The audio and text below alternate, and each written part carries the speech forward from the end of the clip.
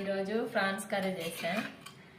మాకు sea food ఎక్కువ దొరకదు, మేము చికెన్ మటన్ ఎక్కువ తింటాము.